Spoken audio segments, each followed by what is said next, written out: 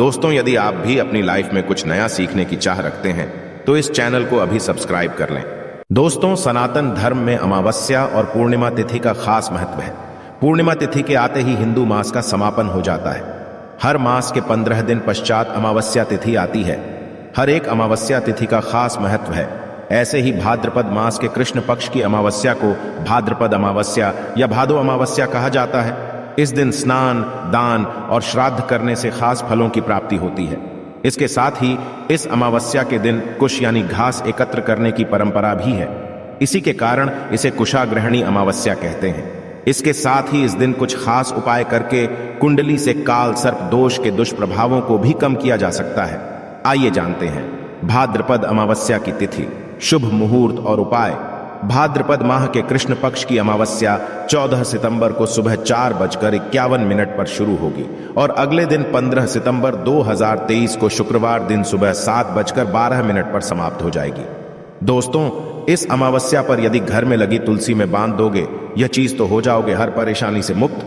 तुलसी तो सब लगाते हैं, किंतु इस बात को बहुत कम लोग जानते हैं। तो तुलसी के नीचे बांधे ये एक चीज मां तुलसी का मिलता है। ढेर सारा आशीर्वाद माता लक्ष्मी जी होती है। आकर्षित, घर में नहीं आते कष्ट। दोस्तों, तुलसी का पौधा यदि आपके घर में लगा है तो यह आपके परिवार के लिए बहुत ही लाभकारी है। तुलसी के पौधे में देवी लक्ष्मी का निवास माना जाता है और नियमित रूप से तुलसी के पौधे की पूजा करने से लाभ अवश्य मिलता है। वेद पुराण इसके बारे में विस्तार पूर्वक बताया गया है। किंतु इसी के साथ क्या आप जानते हैं, तुलसी के नीचे ये चीज बांधने पर मां तुलसी का मिलता है आशीर्वाद। आपको वो सारी खुशियां मिल जाती है जिसके आप हकदार हैं। किंतु तुलसी के नीचे ये चीज बांधना है जरूरी। आगे बढ़ने से पहले आपसे रिक्वेस्ट करते हैं कि वीडियो को लाइक जरूर करिएगा, दोस्तों को शेयर कर दीजिएगा और यदि आपने अभी तक चैनल को सब्सक्राइब नहीं किया है तो चैनल को सब्सक्राइब करके बेल आइकॉन जरूर दबाएगा। दोस्तों, कमेंट में लिखें जय मां तुलसी, जय मां लक्ष्मी। मां की कृपा सदा आपके परिवार पर बनी रहे। दोस्तों, भारतवर्ष में ही नहीं, संसार के लगभग अधिकांश देशों में तुलसी को पवित्रता की दृष्टि से देखा जाता है। अनेक औषधियों गुणों से भरपूर तुलसी का धार्मिक महत्व भी है। अनेक धार्मिक अनुष्ठानों और तांत्रिक प्रयोगों में इसका उपयोग होता है। पुराणों में तुलसी को भगवान विष्णु की पत्नी होने का गौरव मिला। इसी कारण तुलसी जगत जननी भी है। परमात्मा के अनेक दुर्लभ वरदानों में परिगणित तुलसी के को अमृत का प्रतिरूप भी कहा गया है। जहां तुलसी का पौधा लगा होता है वहां ब्रह्मा, विष्णु, शंकर यानी त्रिदेवों का निवास होता है और तुलसी की पूजा करने से महापातक भी उसी प्रकार नष्ट हो जाते हैं जैसे सूर्य के उदय होने पर अंधकार नष्ट हो जाता है। शास्त्रों के अनुसार जिन घरों में तुलसी का पौधा हरा भरा रहता है उस घर में सुख, शांति और समृद्धि बनी रहती है। भगवान की पूजा और प्रसाद में तुलसी का पत्ता होना सबसे जरूरी माना जाता है, क्योंकि इसके बिना पूजा अपूर्ण मानी जाती है। इन्हीं कारणों से सभी हिंदू परिवारों में तुलसी का पौधा लगा होना जरूरी हो जाता है। यदि आपके घर में भी तुलसी है तो सुख, शांति और समृद्धि के लिए तुलसी मां को चुनरी अवश्य चढ़ानी चाहिए। अक्सर लोग जाने अनजाने में कई गलतियां कर देते हैं। वे तुलसी का पौधा तो लगा लेते हैं किंतु तुलसी मां को चुनरी नहीं ओढ़ाते, जिसके कारण उन्हें फलों की प्राप्ति नहीं हो पाती। सदैव याद माता तुलसी को चुनरी अवश्य चढ़ानी चाहिए। तुलसी पर चुनरी जरूर बांधनी चाहिए। तुलसी न केवल एक पौधा है बल्कि ये हमारे मां के समान है। कई घरों में तुलसी को चुनरी ओढ़ाकर रखा जाता है, किंतु इसका ध्यान कुछ लोग ही रखते हैं। आमतौर पर लोग तुलसी को लाल रंग की चुनरी उड़ाते हैं, किंतु लाल मंगल का रंग है और तुलसी का कारक बुध है। बुध और मंगल मित्र नहीं है। बुध के अनुकूल ग्रह शुक्र और शनि है। इसलिए तुलसी जी को सफेद, चमकीली या नीली चुनरी चढ़ाना अत्यंत शुभ होता है। कई लोग ये भी गलतियां करते हैं, तुलसी की चुनरी काफी पुरानी हो जाती है या फट जाती है, किंतु एकादशी या फिर अन्य कोई शुभ दिवस पर तुलसी की चुनरी लोग बदल देते हैं। किंतु आपको न केवल त्योहारों पर चुनरी बदलनी चाहिए बल्कि साफ सुथरी चुनरी मां तुलसी को सदैव ओढ़ानी चाहिए। बगैर के मां अच्छी नहीं लगती। तुलसी मां नाराज होती है और आपको फलों की प्राप्ति नहीं हो पाती है। दोस्तों, तुलसी में कई दिव्य शक्तियां विराजमान हैं। जो लोग तुलसी विवाह कराते हैं उन्हें कभी कष्ट नहीं आते। होती है स्वर्ग की प्राप्ति। मां बड़ी प्रसन्न होती है। शालिग्राम और तुलसी का विवाह करने से सारे अभाव, कलह, पाप, दुख और रोग दूर हो जाते हैं। दोस्तों, तुलसी के पास ये चीज कभी ना रखें। तुलसी मां होती है क्रोधित। जहां तुलसी का होता है वहां आपको अपने मुख से कड़वे बोल नहीं बोलने चाहिए।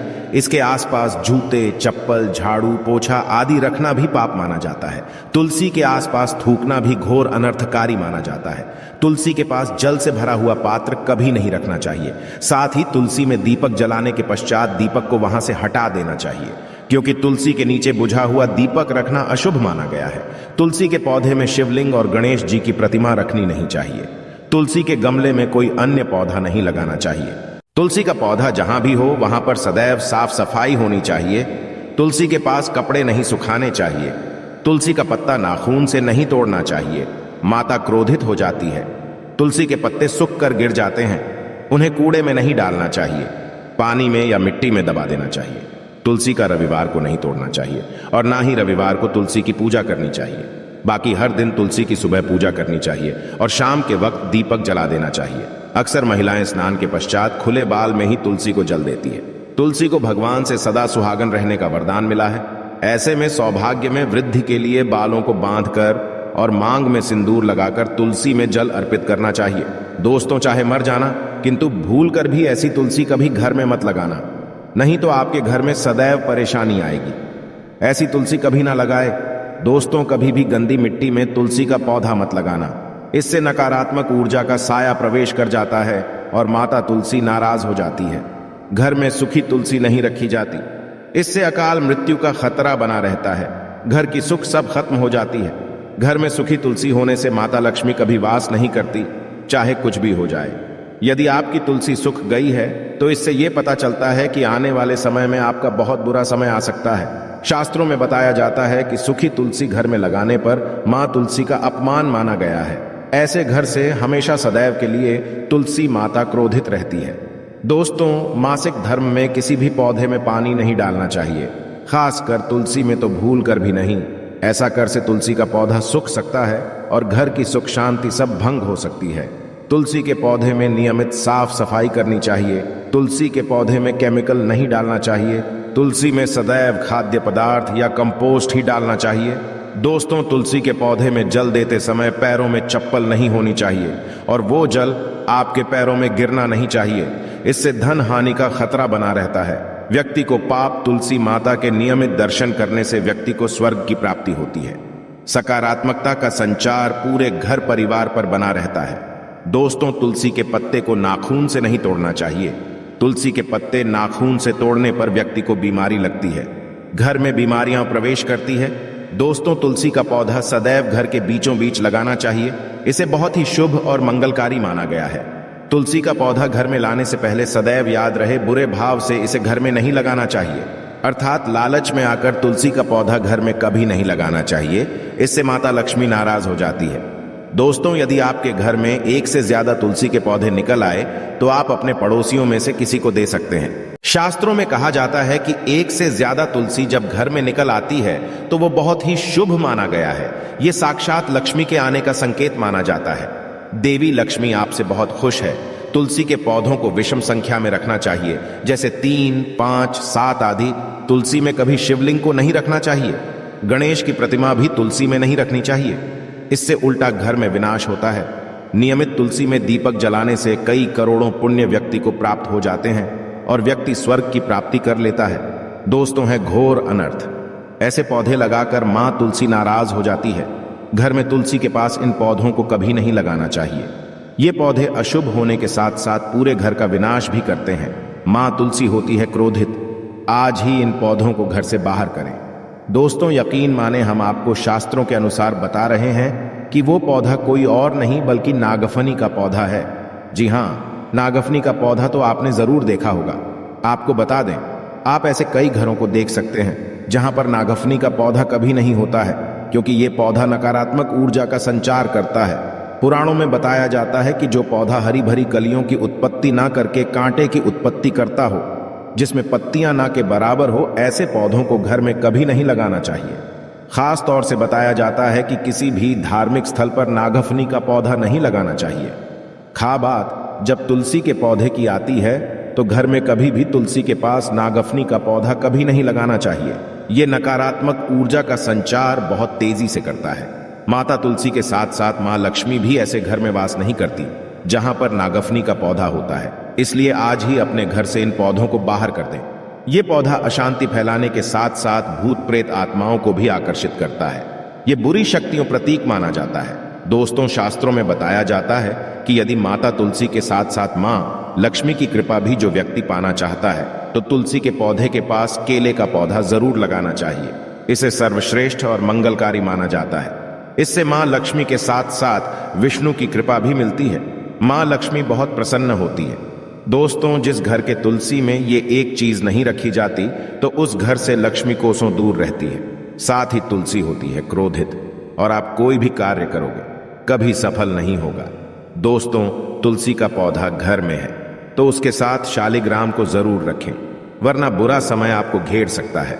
शालिग्राम भगवान विष्णु का निराकार रूप माना जाता है। ये काले रंग का पत्थर होता है जिसे विलक्षण और मूल्यवान माना जाता है। इसे बहुत सहेज कर रखना चाहिए। मान्यता है कि इसमें अल्प मात्रा में स्वर्ण भी होता है। शालिग्राम के पत्थर नेपाल में बहने वाली गंडकी नदी में पाए जाते हैं और जिस घर में तुलसी के साथ शालिग्राम को रखा जाता है उस घर में विष्णु के साथ साथ लक्ष्मी जी की कृपा भी बनी रहती है। धन दौलत की कमी बिल्कुल भी नहीं होती। खुशी उस घर में अपना बसेरा बना लेती है। शास्त्रों में साफ साफ लिखा है, जिस घर में शालिग्राम रखा होता है वहां पर सकारात्मक ऊर्जा का भंडार होता है। साथ ही घर में कोई भी व्यक्ति बीमारी से पीड़ित नहीं होता। तरक्की आपके चुनती है। पुराणों में यहां तक कहा गया है कि जिस घर में शालिग्राम है वो घर समस्त तीर्थों से भी श्रेष्ठ है।